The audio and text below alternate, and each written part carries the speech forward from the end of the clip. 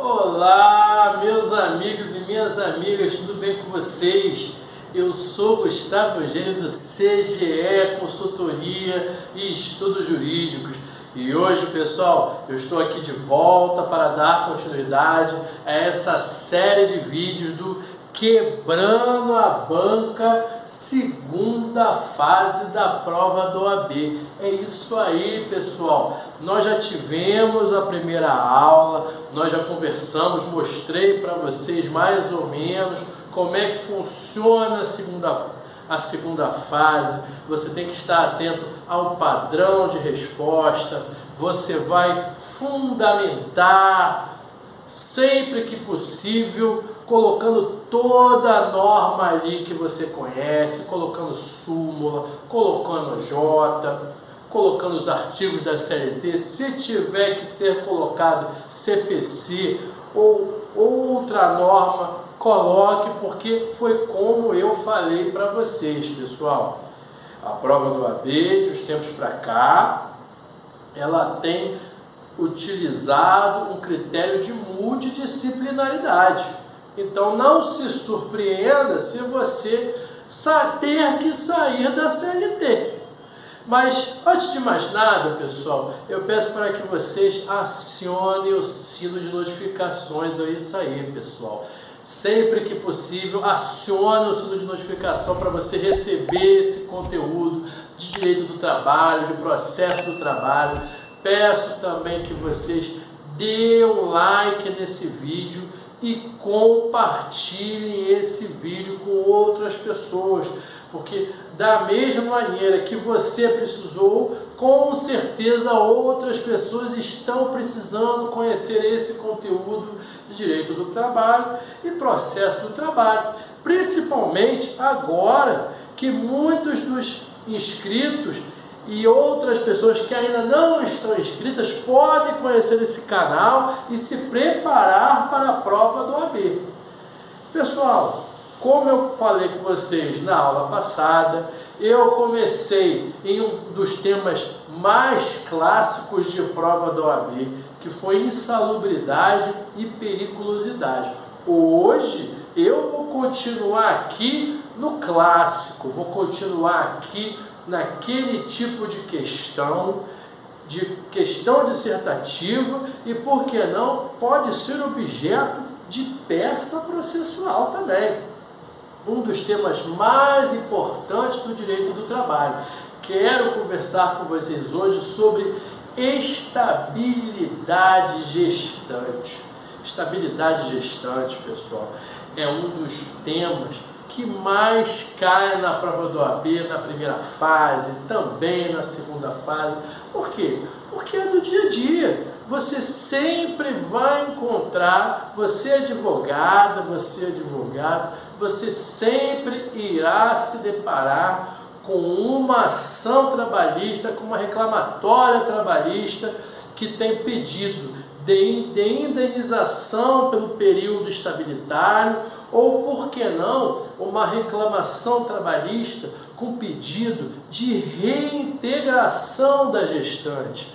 E você precisa conhecer. E quando nós estamos falando de estabilidade gestante, primeiro que você tem que saber o seguinte: a estabilidade gestante é uma das espécies de estabilidade provisória. Esse é o primeiro ponto que você precisa conhecer. E quando você conversar sobre estabilidade gestante, qual é o primeiro local que você vai procurar? Você vai lá na Constituição da República, lá no final, lá nos atos das disposições constitucionais transitórias, artigo 10, inciso 2, a linha B do ADCT. Grava isso, artigo 10, inciso 2, a linha B do ADCT. É o primeiro lugar que você vai procurar quando nós conversamos sobre gestante. Esse é o primeiro ponto. Você que está fazendo prova para a OAB, existem alguns artigos que você tem que ter no sangue, principalmente quando você está na segunda fase. Você é examinando que está fazendo prova da área específica trabalhista. O examinador, ele tem toda a certeza que você tem de cor, ainda que você não tenha, o artigo 7º da Constituição da República, o artigo 8º, que fala de representação de sindical, fala de sindicato, o artigo 10, inciso 2 do ADCT, porque é um dos que mais cai. E por que cai? É como eu sempre falo, cai porque na vida a gente se encontra. Já cansei de advogar para a empresa que tinha reclamação trabalhista de gestante requerendo estabilidade. Por outro lado, também já advoguei, já veio aqui no meu escritório, cliente, gestante, requerendo a estabilidade. Aí o que ela busca? Ou ela busca a reintegração, e nem sempre vai haver a possibilidade de reintegração. Aí quando não há mais a possibilidade de reintegração, o que o advogado, a advogado ele faz? Ele pede a indenização do período referente a essa estabilidade. É isso que se pede. Então você vai lá no artigo 10 do ADCT, é considerada gestante, a empregada grávida, garantindo a estabilidade até 5 meses após o parto. Recentemente, como eu sempre falo, caiu na prova do AB. Não é novidade, como sempre cai. 5 anos de faculdade. O que você vai estudar? Cá entre nós, coisa pra caramba. É muita coisa para estudar. Essa que é a verdade. Mas você tem que filtrar. Foi como eu disse, inclusive, isso na aula passada. Você vai separar um tempo para estudar aquelas questões, aqueles assuntos que mais caem na prova do AB. Porque você tem que ter ali uma proporção de conhecimento, você vai arriscar, você vai apostar ali. Então, não adianta só você fechar o olho e sair atirando para tudo que é lado.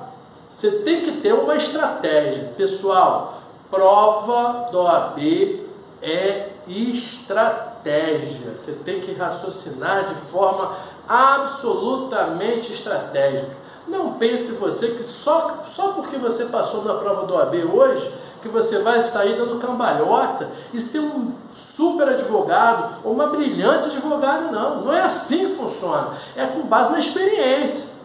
É igual prova de autoescola. Você passa na prova do Detran, mas não quer dizer necessariamente que você já sabe dirigir.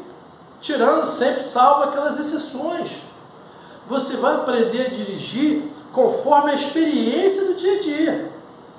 E na prática do direito, na prática da advocacia, é a mesma coisa. É lógico, quando você já tem estudo, você já tem o know-how, já tem o conhecimento, é lógico que vai ser mais fácil a sua advocacia, com toda certeza. Mas não é tão simples assim. Nem de longe tão absurdo como alguns imaginam. É só pegar a prática. E nesse caso aqui, o que vai acontecer? Você já vai direto para o ADCT. Depois de ir para o ADCT, pessoal, depois que você já conhece isso, você vai procurar a súmula 244 do TST. Eu já perdi a conta de quantas vezes essa súmula já caiu. Você vai apostar contra essa súmula? Tudo bem que você pode estudar e apostar nela e a súmula realmente não cair, porque prova é isso, concurso público é isso, OAB é isso. Existe um grupo de questões, um grupo de temas que geralmente aquela banca ou aquele órgão gosta daquele tema e vai circulando aí. Eles não podem repetir toda hora, porque senão fica batido e fica fácil, mas de tempos em tempos eles vão perguntando sobre aqueles temas e, logicamente, tentando ampliar a forma de como eles perguntam isso. Por isso que eu digo da estratégia. Você tem que ter estratégia. Não adianta você estudar 200 horas da forma errada. É igual aqui, prova do AB, principalmente primeira fase. Se vai gastar 200 horas estudando doutrina, até que ponto vale a pena? Ah, mas cai doutrina. Inclusive na segunda fase cai doutrina. Eu sei que cai, claro que cai. Mas quanto tempo você vai reservar para a doutrina? Quanto tempo que você vai reservar para legislação? Quanto tempo você vai reservar para a jurisprudência? Por mais que tenha que estudar doutrina, o que eu vejo cair e o que você vai precisar fundamentar é a lei e súmula e AJ. Então você tem que gastar mais a sua energia em lei e súmula e AJ. E no caso aqui, uma das súmulas que mais cai no TST da prova do AB, súmula 244 do TST. Pode cair nas questões dissertativas, são 4 questões dissertativas, e por que não também cair na peça processual. Você pode ter uma reclamação trabalhista pedindo indenização do período de estabilidade, aí você vai ter que elaborar essa peça requerendo pedido de estabilidade. Você pode fazer uma peça trabalhista requerendo a reintegração da gestante, inclusive através de tutela antecipada. Olha o CPC aí, estamos conversando sobre CLT, processo do trabalho, mas quem te disse que você não usa CPC? Artigo 300 do CPC, tutela de urgência, aplicada de forma subsidiária à CLT, com base no artigo 769 da CLT. Digo mais, recentemente também caiu em padrão de resposta da segunda fase da OAB a aplicação subsidiária do CPC com base no artigo 769 da CLT. Então, são várias as possibilidades. O item 2 aqui, a reintegração da gestante somente se dará durante o período de estabilidade. Se o período da estabilidade já se encerrou, lembra lá o que fala lá? O artigo 10, inciso 2 do ADCT? 5 meses após o parto.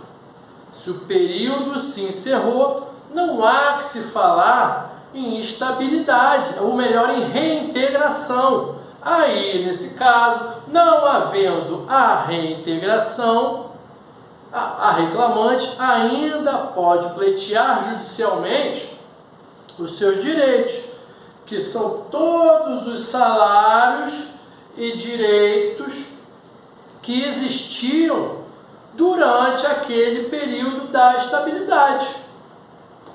Perceba? Tem a reintegração e tem a possibilidade da indenização, incluído com os direitos do período estabilitário. Além disso, temos aqui o item 3 da súmula 244 do TST. E esse item aqui foi alterado em 2012 e gera muitas dúvidas. Agora já se passou mais de 10 anos, mas ainda pega alguns de surpresa. Olha só aqui. Conforme a súmula 244 do TST, mesmo ocorrendo o contrato a prazo determinado, há a garantia de estabilidade à gestante. Anteriormente a essa alteração, o que acontecia? Quando era um contrato a prazo determinado, já assinado pelas partes, logicamente tendo em vista que as partes já sabiam do termo do contrato, do fim desse contrato, não havia que se falar em estabilidade. Só que, em 2012, teve alteração desse entendimento pelo TST e mesmo nos contratos a prazo determinado existe a garantia da estabilidade. Como, por exemplo, contrato a prazo determinado. O que nós podemos falar aqui de contrato a prazo determinado? Lei 9.601, que é uma espécie de contrato a prazo determinado. Como nós podemos aqui exemplificar contratos a prazos determinado previsto pela Lei 9.601? Caráter transitório ou necessidade por aumento da demanda. Você quer alguns exemplos? Posso te dar alguns exemplos. Por exemplo, algumas empresas, quando um funcionário entra de férias, ou quando uma funcionária, quando uma empregada sai pela gravidez, quando tem a ausência dessa funcionária gestante, ou no caso de férias, a empresa pode contratar um funcionário ou uma funcionária, dependendo do caso, como eu falei aqui, da gestante que sai ou de férias ou está no período de gestação, pode ser contratado uma pessoa para suprir aquele cargo, para suprir aquela necessidade de atividade durante aquele período específico. Pode ser também muito comum contratos da Lei 9.601, contrato a prazo determinado da Lei 9.601. Sabe qual é? Olha só, por exemplo, lá no final do ano, lá no Natal, aquele pessoal que entra nas lojas para trabalhar no Natal, de acordo com a necessidade, o aumento da demanda. O pessoal lá do shopping, você chega no shopping, em várias lojas tem mais vendedores. Por quê? Porque no Natal aumenta a necessidade. E é esse um dos exemplos. Outro exemplo, não precisa ser só Natal. Lá na época de Páscoa, você chega nas lojas que vendem ovo de Páscoa, você chega nessas lojas, nos supermercados, tem um monte de funcionário para promover aquela venda dos ovos de Páscoa. Da mesma forma que o Natal, a Páscoa também é ligada a essa lei 9.601. E já que eu estou falando de um contrato a prazo determinado, lógico, eu não posso esquecer de falar do contrato a prazo determinado, o melhor exemplo e o mais famoso, contrato de experiência, gente. Esse é contrato de experiência. Toda hora acontecia isso, por isso que o TST teve que se manifestar e acabou alterando o seu entendimento. Mesmo sendo um contrato de experiência, um contrato a prazo determinado, no qual as partes sabem o início e o término do contrato, se ocorrer a gravidez, ainda fará jus à estabilidade provisória à gestante. Tudo bem, pessoal? Eu espero que vocês tenham gostado desse tema, gostado dessa aula. Peço que vocês deem um like, compartilhem esse vídeo e eu desejo a vocês um grande abraço e até a próxima.